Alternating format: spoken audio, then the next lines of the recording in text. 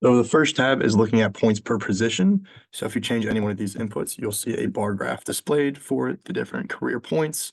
You can change the year that it is included. We can see that early on, running backs scored a lot more. Then we can change it's the average points per game and see that kickers on average scored a lot more points. And then you can change these bars to look at individual bars. Next, we have time periods and scoring. So does the year they played in affect their points scored? If we use this input guide and enter 11, we have bars of 10-year ranges. You can turn the grid on and turn on the line of best fit to see that the R squared value of 0.27, there's a positive correlation. You can change this to a different input and look at 5-year ranges and just kind of see that players in the 70s tend to score a lot more points. Next, we are looking at how long a Giants player stayed on the team. So if we enter this input at 1970, we can see that.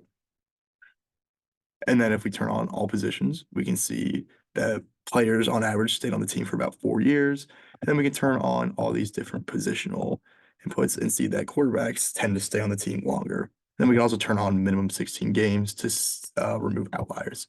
And then finally, we just have a player search category where you can look up your favorite players. So if you look up Saquon Barkley, you can see his stats and see his distribution of points scored, his total points, games played, rank, and then the logo of the Giants when he played.